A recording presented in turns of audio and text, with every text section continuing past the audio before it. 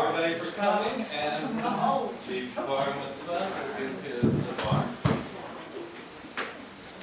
Speak loudly, speak clearly, speak slowly. Don't say Shabbat Shalom, just say hello, good morning, whatever you like. I'll say Shalom. There you go. Shalom. For this Shabbat Torah, I would like you to think of me as Dr. Caleb Clement, family therapist extraordinaire, with a specialty in dysfunctional families. Recently, I was approached by a family for guidance, Jacob, son of Isaac, and his 12 sons. I hardly had enough room in my office for all of them. Well, their relationships were complicated, and were just not working out. And so I wondered, what happened? Where did they go wrong? In my Parsha Vayigash, we get a boatload of lessons about how to, or not to, have functioning relationships among siblings, with children, with parents, and I think with their friendships as well. So I asked Jacob and his sons to tell me how it all started. Reuven, the eldest son, spoke up first. It all started back in Parshat Vayeshev, when we were kids. We read in the Torah, Ela Todot, Yaakov, Yosef, Ben Sheva, Esrei Shana. These are the offspring of Jacob. Joseph was 17 years of age. Basically, our dad had 4 wives, there were 13 kids, and around 3,850 sheep. But one of the kids, Joseph, was special. Levi chimed in. From early on, there was a great rivalry amongst us brothers and Joseph. Why? I asked. Because, as we read in the Torah, Vayisrael Ahav et Yosef b'kol banav. Dad loved Joseph more than all his other children, and Jacob revealed to all his children that his favorite son was clearly Joseph. So, as to the family, lesson number 1 from Dr. Caleb, for all you aspiring parents, do not differentiate among your children and don't show favoritism. I consulted with Rashi, who quoted Reisha Rabbah, which reports that Joseph was much like his father in looks, character, and life choices. Joseph, like his father Jacob, suffered much distress due to his treatment of his brothers. And Joseph, like his father, suffered much from the preferential treatment of a parent. Then Joseph spoke up. I could have softened the distress the brothers felt from being second fiddle to me, but instead I was quite cocky, retelling my dreams to my brothers and tattle-telling to my father Jacob about my brothers. Good perspective, I told Joseph. Shimon started crying after hearing Joseph, and said, we threw Joseph in a pit and left him to die, but it was all of us, a group decision. I think we were all afraid that Joseph's dreams would come true. If only one of us had stood up to defend you, Joseph, it would have all been so different. I'm so proud of you, Shimon, I commented. Had just one of you been willing to stand up with the group, there could have been a chance for your relationship. And another thing, Joseph, when you're cocky and disrespectful in relationships, they will backfire. Now Joseph spoke up again.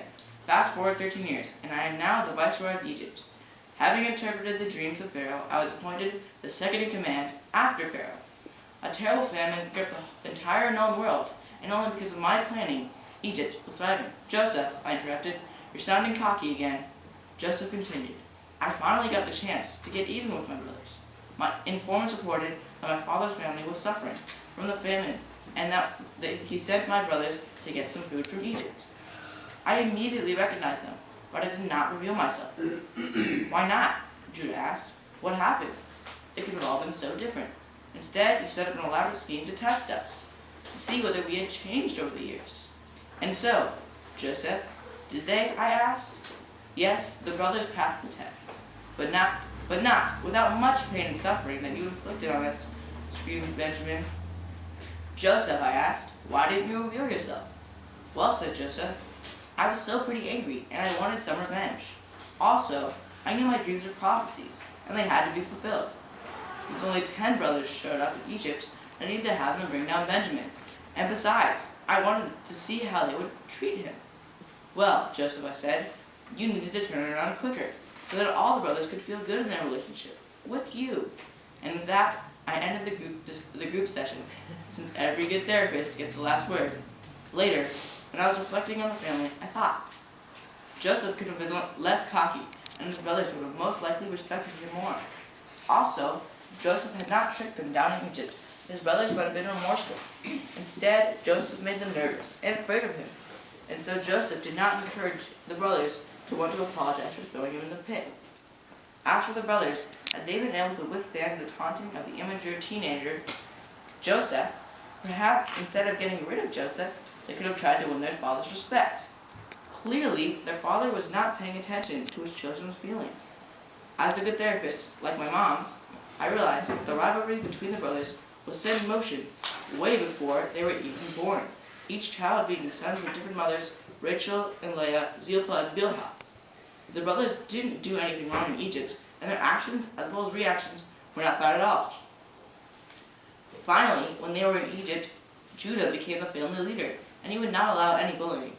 But there's more to this family saga, and it was on Jacob that I focused my attention. I set up some intensive therapy sessions with Jacob himself. I didn't want to embarrass him in front of his kids. I reviewed Jacob's childhood, and just as I thought, Jacob had it rough at home with his dad, Isaac, and his brother Esau.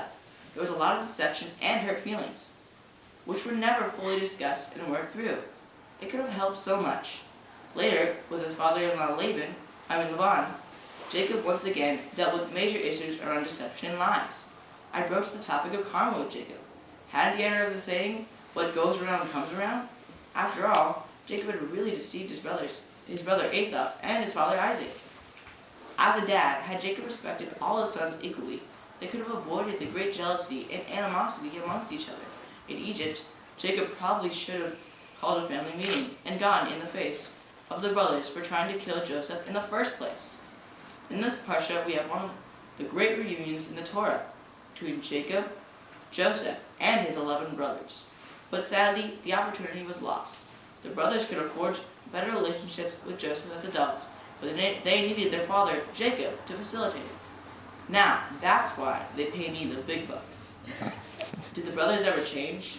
In Egypt, when they were faced with adversity, we see they did grow and change from their adolescence. So I think they handle themselves pretty well. Perhaps the greatest lesson to all of us from Jacob and his sons is that the essence is kindness, forgiveness, and love above all, because people are not perfect, especially in families. I believe that had Jacob not so blatantly shown his favoritism when he was a young dad, the family would have had a better start. After the family was reunited,